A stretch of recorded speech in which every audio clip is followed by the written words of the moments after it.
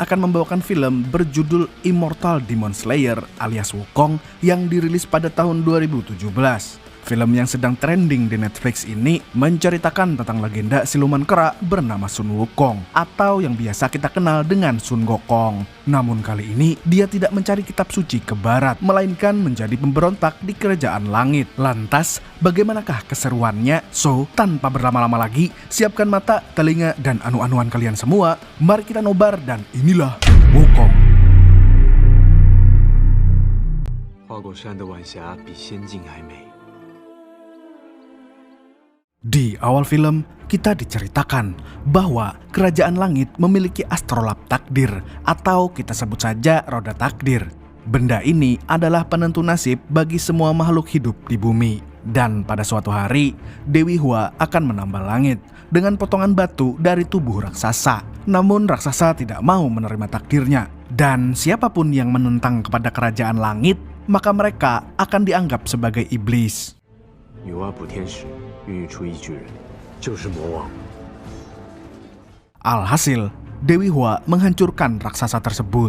Lalu potongan tubuhnya jatuh ke bumi dan menjadi gunung Huaguo. Selain itu, kepingan batunya berubah menjadi siluman kera. Tapi suatu ketika, roda takdir menemukan gunung Huaguo dan Dewi Hua memutuskan untuk menghancurkannya. Dan siluman kera pun berjanji akan membalas dendam kepada langit. 心有不甘，若还有一口气，我山地不复存在。 300 tahun kemudian, para dewa mengadakan Akademi Langit. Akademi ini bertujuan untuk memilih orang-orang yang tepat untuk menjadi makhluk abadi. Kemudian, kita diperkenalkan dengan Dewi Aji yang merupakan anak dari Dewi Hua. Dia terlihat sedang mager alias malas gerak. Padahal, upacara Akademi Langit akan segera dimulai. Di sisi lain, Aji melihat sosok siluman kera yang berwujud manusia. Dia adalah Sun Wukong atau orang Depok biasa memanggilnya dengan Sun Gokong. Wukong kemudian menyelinap ke dalam kerajaan langit dan mencuri beberapa makanan seperti buah persik, getuk, dan mendoan. Gerak-geriknya itu pun membuat Aji curiga. Di sisi lain, kita diperlihatkan dengan sosok Pangeran Juling atau yang biasa dipanggil dengan Samidi. Lah, ada juga di sini dia. Dia adalah salah satu petinggi militer di kerajaan langit. Namun kelakuannya sangat arogan dan petakilan. Di aula upacara, Samidi melihat seorang pelayan sedang membawa buah jambu klutuk. Dia pun menyuruh anak buahnya untuk memanggil si pelayan. Dan karena pelayan itu tidak mau, akhirnya Samidi pun memaksanya. Samidi yang kesal pun langsung memukul pelayan tersebut. Dan saat dia akan memukul si pelayan dengan tongkat, tiba-tiba orang yang menangkal tongkat Samidi itu adalah Juan Lian, salah satu peserta akademi. Hal itu pun membuat Samidi murka dan tanpa banyak bicara, dia langsung menyerang Juan Lian. Namun tiba-tiba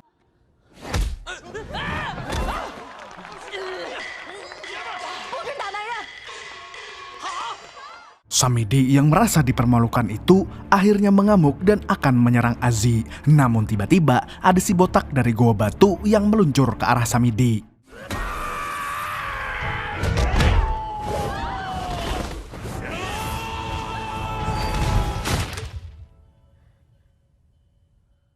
Sayangnya, dia malah nyungsep. Dan di tengah keributan itu muncullah Sun Wukong. Dia langsung menyerang Samidi dengan jurus monyet kepanasan.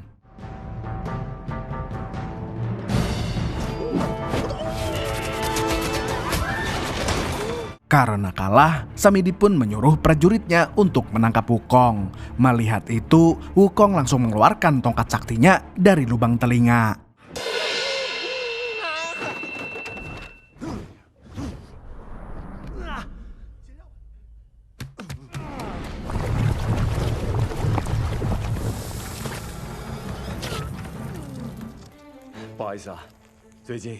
Para prajurit pun langsung menyerangnya. Setelah itu, Wukong pun langsung menyombongkan diri seperti biasanya. Tapi malah kena jambak oleh Aji. Dia dimarahi karena telah mencuri buah persik. 我哪里像猴子？ Tak lama kemudian, tangan kanan Dewi Hua mendatangi Wukong. Namanya adalah Tianpeng. Dia juga memiliki kekuatan dewa yang bisa menghancurkan siapa saja. Namun, Wukong adalah lawan yang sepadan karena dia adalah titisan raksasa iblis. Pertarungan di antara mereka pun berlangsung dengan sengit.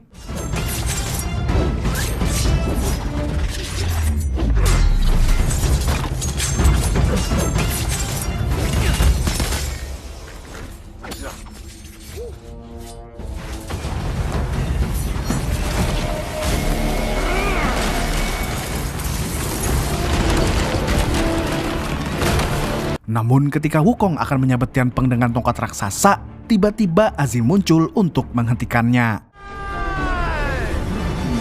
Dan yang mengejutkan adalah Azzi berhasil menahan tongkat raksasa itu hanya dengan telunjuknya. Tapi ternyata hal itu juga berkat bantuan dari Erlang, pengawal setia Azzi.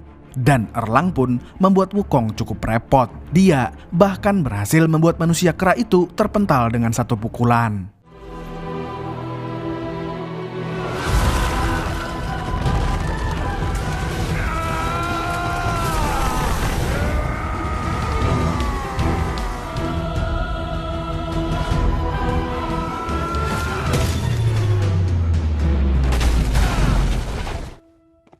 Tapi tentu saja, Sun Wukong tidak akan menyerah begitu saja. Dia adalah salah satu siluman terkuat yang pernah ada. Akan tetapi, Wukong pun kemudian dikurung dan dijaga oleh para prajurit. Di sisi lain, Dewi Hua sedang mempertimbangkan akan menghukum siapa. Hal itu dikarenakan oleh Erlang yang ikut campur dalam melawan Wukong. Padahal dia sudah mengutus Tianpeng untuk itu. Azzi pun menyarankan agar Dewi Hua menghukum Wukong dan dirinya. Sebab Erlang tidak salah apa-apa. Namun Dewi Hua tidak mau menghukum anaknya sendiri. Azzi kemudian memberikan sebuah jimat kepada Dewi Hua sebagai sebuah hadiah. Melihat itu, Tianpeng pun langsung mengenang kekasihnya yang bernama Dewi Ahyue. Wanita itu pernah memberinya sebuah batu yang menyala.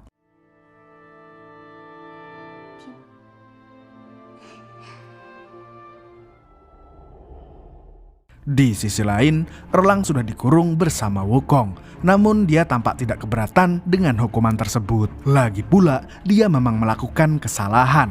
Tak lama kemudian, Dewi Hua datang untuk membebaskan Erlang. Wukong pun protes kepada Dewi Hua karena dia hanya membebaskan Erlang. Tapi kemudian Wukong terlihat senang ketika Dewi Hua memberinya mahkota emas. Yang dia tidak tahu, mahkota itu ternyata bukanlah hadiah, melainkan alat untuk mengendalikannya. Dan setiap kali Dewi Hua membacakan mantra, maka Wukong akan kesakitan.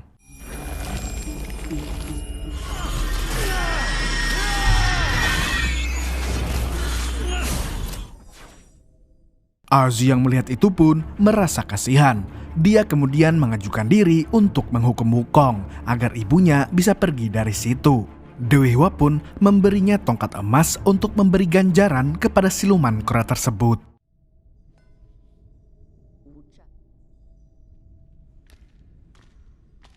Sementara itu, Wukong masih sadar.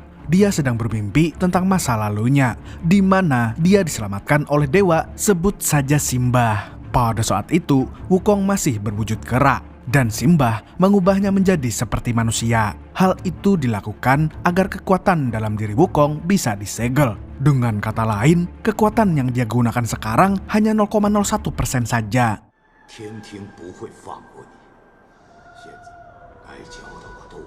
Di sisi lain, Erlang sedang berada di dalam roda takdir. Hal itu dilakukan atas perintah Dewi Hua, karena dia ingin membuka kekuatan mata ketiga milik Erlang.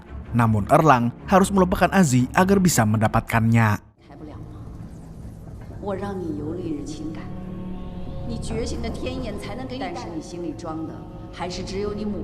Di saat Dewi Hua sibuk membangkitkan kekuatan baru Erlang, Azzi diam-diam merawat Wukong. Dia bahkan mencukur rambut gondrong milik siluman itu. Wukong pun marah karena hasil cukurannya tidak seperti mamang-mamang barber asli Garut. Setelah itu, Azzi kemudian meminta Wukong untuk menjadi pelayannya. Dan tanpa banyak berpikir, Wukong langsung menolaknya. Namun karena Azi bisa mengendalikan mahkota emasnya, akhirnya Wukong pun pasrah.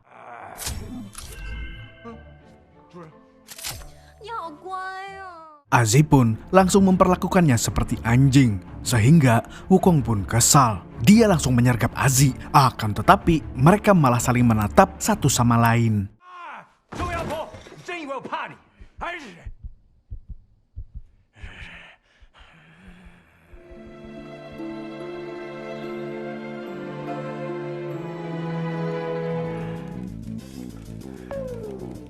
Setelah itu, Azi pun terlihat salting di depan Wukong. Bau-bau cinta monyet nih. Ya kan emang monyet itu om. Kemudian, Wukong pergi keluar dan melihat kerajaan langit dari kejauhan. Di sini, Wukong kembali mengingat akan dendamnya kepada roda takdir dan juga Dewi Hua. Kini dia merasa siap setelah ratusan tahun berguru kepada Simbah. Keesokan harinya, Wukong dan yang lainnya mengikuti tur kerajaan langit. Di sini, sang pemandu menjelaskan tentang tempat-tempat yang berada di istana tersebut. Mereka kemudian masuk ke ruangan roda takdir. Sebelumnya, Wukong sempat mencuri kunci ruangan itu dan menyelipkannya ke tas milik Juan Lian.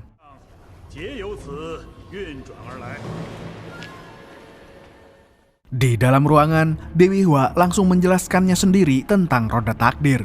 Dia juga menceritakan tentang penghancuran Gunung Huaguo. Hal tersebut pun memancing amarah siluman pada diri Wukong. Namun sebelum siluman itu keluar, Azi langsung menyanggah perkataan ibunya.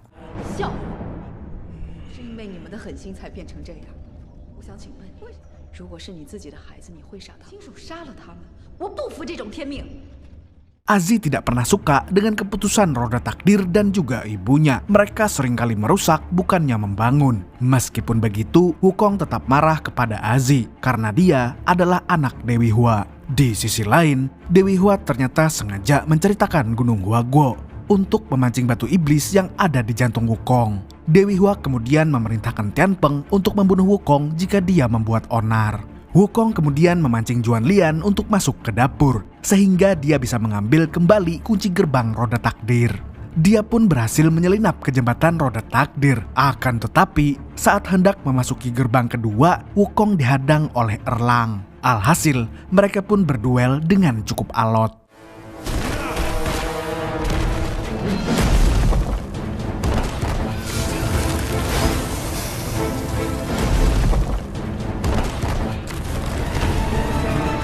Tak lama kemudian, Tianpeng datang untuk membantu Erlang. Dia ingin melaksanakan tugas dari Dewi Hua tanpa membuang waktu.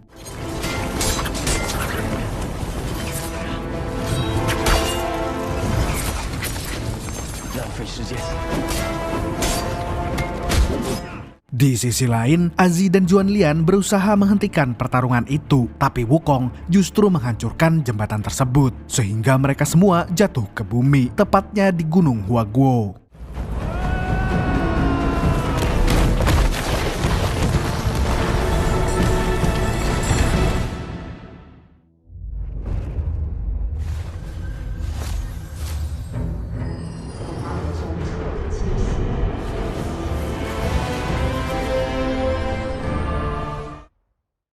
Erlang dan Tianpeng pun kembali menyerang Wukong. Mereka tidak akan membiarkan batu iblis yang ada di dalam jantung Wukong kembali bangkit.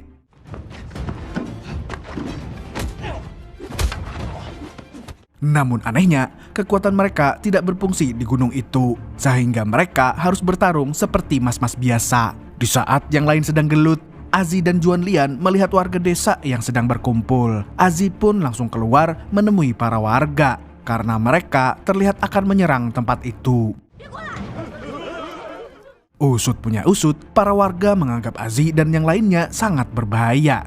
Sebab menurut kepercayaan masyarakat setempat, segala sesuatu yang turun dari langit adalah iblis. Tak lama kemudian, siluman awan datang bersama geledeknya. Konon kabarnya, desa ini telah lama dikutuk dan diganggu oleh siluman itu. Sehingga para warga pun ketakutan saat dia muncul.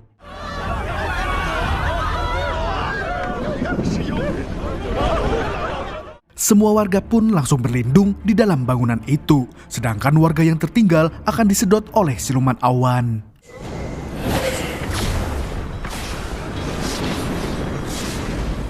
Setelah semua warga masuk ke dalam, ada seorang bocil yang tertinggal di luar. Warga pun panik dan tidak tahu harus berbuat apa. Lalu muncullah seorang perempuan cantik. Dia langsung melindungi bocil tersebut. Tak disangka-sangka, ternyata perempuan itu adalah Ah Yue, yang tidak lain tidak bukan adalah kekasih Tian Peng. Ah Yu sudah lama tinggal di bumi karena dia diusir dari langit. Tian Peng yang melihat itu pun langsung keluar untuk menolong Ah Yu dan bocil tersebut. Walaupun sudah mengamankan Ah Yu dan si bocil, Tian Peng tidak bisa masuk karena disedot siluman awan.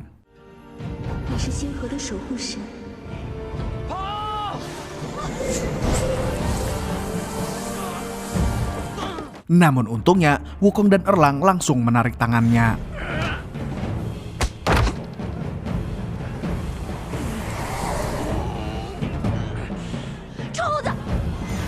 Melihat mereka kesusahan, Azi pun bergabung untuk membantu.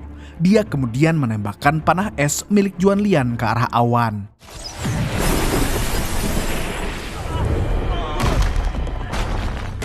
Dan siluman itu pun berhasil dibekukan untuk sementara. Keesokan harinya, Tian Peng baru saja siuman dari pingsannya. Ah Yue kemudian masuk untuk memberikan sarapan, tapi Tian Peng langsung memeluknya. Dan hal itu pun membuat Ah Yu tidak nyaman. Ternyata Ah Yu mengalami amnesia alias hilang ingatan sejak diusir dari langit. Di sisi lain, Wukong dan Erlang terbangun dalam keadaan terikat. Ternyata yang mengikat mereka adalah Azi. Hal itu dilakukan agar tidak ada pergelutan di antara mereka. Terlebih lagi, Azi ingin menolong warga Huaguo karena siluman awan telah membuat tempat itu kekeringan air.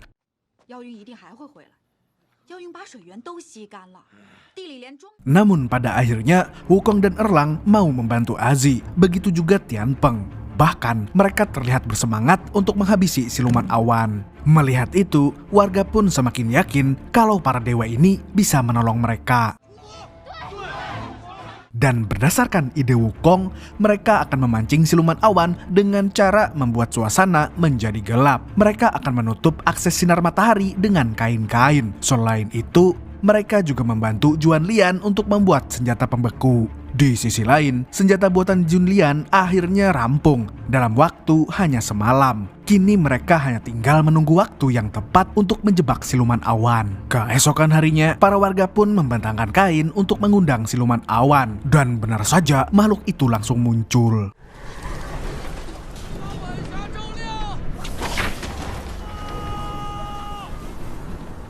Sun Wukong pun langsung beraksi.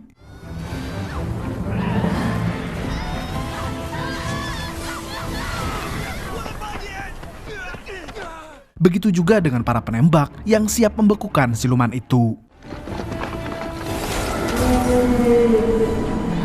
Selanjutnya, Tian Peng melemparkan obor api ke dekat kain untuk membuat matahari buatan.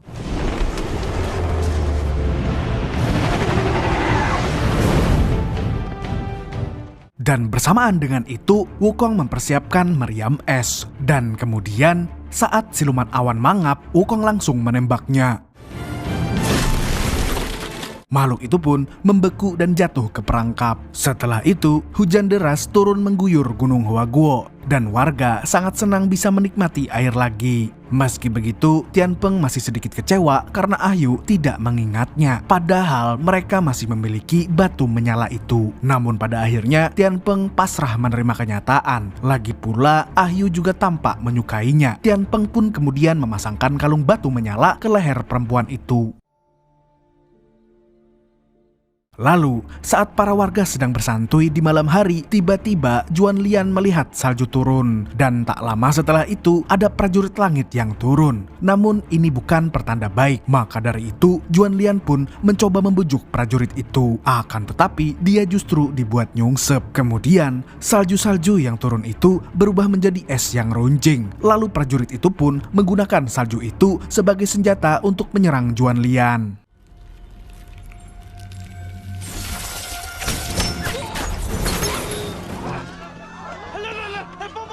Juan Lian pun menyuruh semua warga untuk berlari, tetapi mereka memutuskan untuk membantunya. Walaupun pada akhirnya prajurit itu berhasil membombardir mereka dengan salju runcing.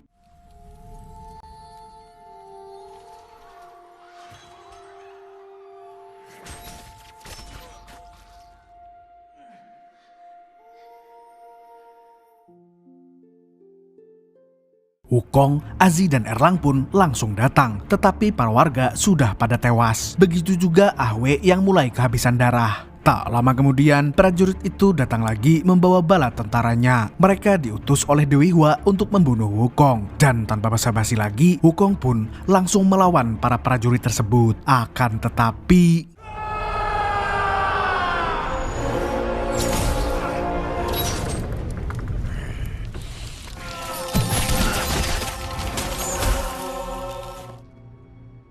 Azi pun berusaha membantu Wukong, tetapi para prajurit itu menguncinya di dalam bangunan. Dan ketika Wukong sudah sekarat, Dewi Hua turun ke bumi. Melihat Azi yang dekat dengan siluman kera itu, dia pun kecewa. Alhasil, Dewi Hua pun menghancurkan tempat itu beserta orang-orang di dalamnya.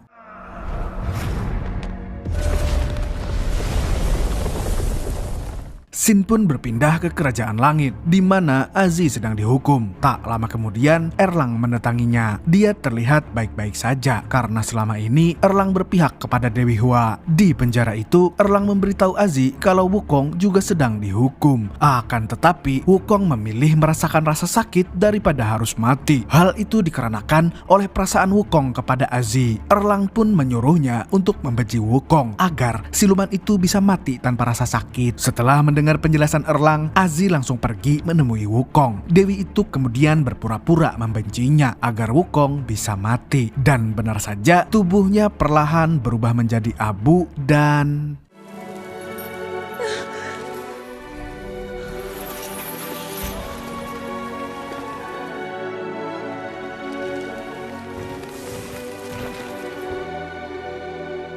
Azi berjanji bahwa dia akan melanjutkan misi Wukong, yaitu menghancurkan roda takdir. Di sisi lain, Dewi Hua sedang membantu Erlang untuk membangkitkan mata ketiganya. Erlang dianggap sudah bisa menghapus nafsu duniawinya. Selagi Dewi Hua mengawasi Erlang, Simbah membangkitkan kembali Wukong dan Tianpeng. Dia ingin Wukong menyelesaikan misi balas dendamnya kepada Dewi Hua. Wukong pun kembali turun ke Gunung Huaguo untuk mencabut tongkat raksasanya.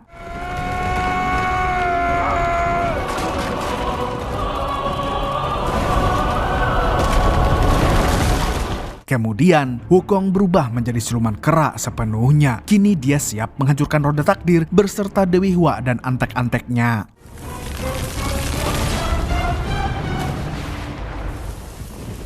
Selain itu, Wukong juga membebaskan siluman awan lagi. Tetapi kali ini, dia meminta bantuan untuk mengantarkannya ke kerajaan langit. Sesampainya di langit, mereka langsung menghabisi pasukannya Samidi.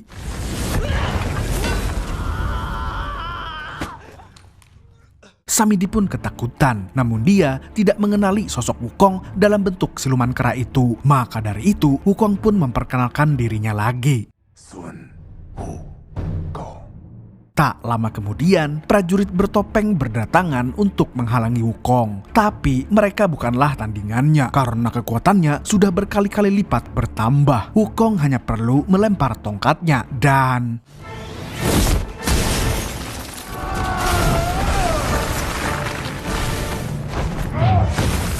Wukong menghabisi para prajurit itu sambil mengenang warga desa yang tewas dan juga kejahatan Dewi Hua.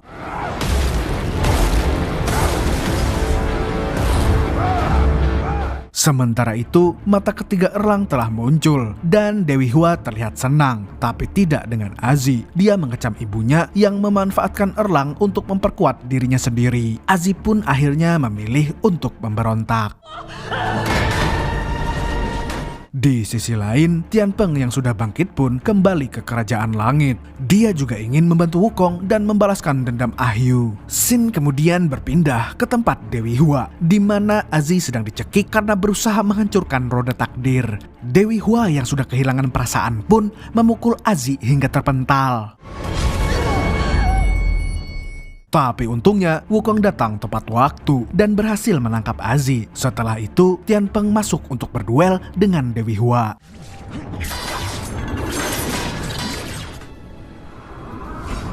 Sementara itu, Wukong harus kehilangan Azi. Tubuhnya sudah terlalu lemah, sehingga jantungnya pun berhenti. Wukong terlihat sedih sekaligus marah karena hal itu. Kemudian, Azi berubah menjadi cahaya. Tidak hanya Azi, Tianpeng juga harus tewas untuk kedua kalinya, karena Dewi Hua terlalu kuat untuk dia lawan.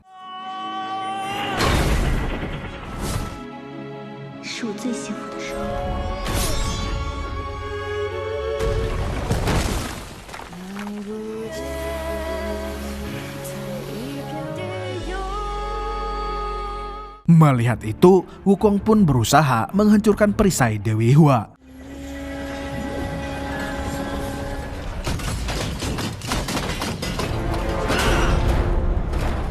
Dan setelah berhasil membongkar perisainya, Wukong langsung dihujani tembakan pisau oleh Dewi Hua.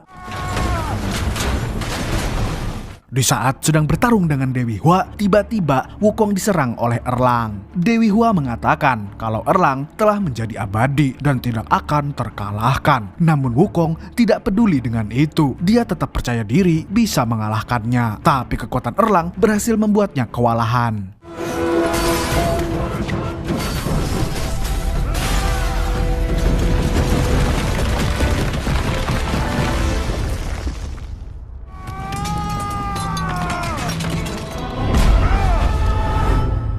Setelah pertarungan itu, Dewi Hua turun untuk memuji Erlang yang telah membunuh Wukong. Namun ternyata Wukong belum mati dan Erlang memutuskan untuk tidak menuruti perintah siapapun lagi sebab dia masih belum melupakan Azi. Mendengar hal itu, Dewi Hua pun murka dan langsung berubah menjadi Ultraman. Walaupun begitu, Wukong sama sekali tidak gentar. Selain itu, Erlang juga siap untuk membantunya.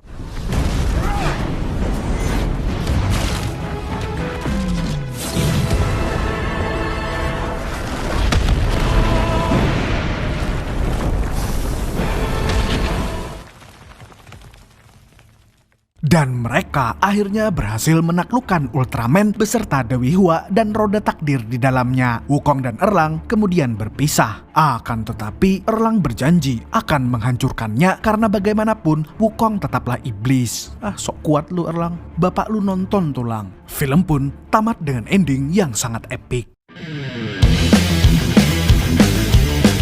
Bagi kamu yang suka nonton serial Sun Gokong di TV, mungkin agak bingung kenapa dia tidak mencari kitab suci ke barat. Hal itu dikarenakan tidak adanya Biksu Tong dan Patkai. Itu sama seperti kamu tidak jadi ke kondangan ke pernikahan mantan karena tidak punya pacar untuk dipamerkan. Segitu dulu untuk hari ini. Saya Tobi mewakili orang-orang yang kalau sahur mepet jam imsyak mengucapkan sampai jumpa di video selanjutnya dan keamsya. Assalamualaikum warahmatullahi wabarakatuh. Ini udah mulai drop nih bos. Mau upload tiap hari tapi badan tidak kuat. Pilek-pilek. Semoga lancar lah puasa kalian ya. Sampai di hari kemenangan. Jangan lupa untuk subscribe.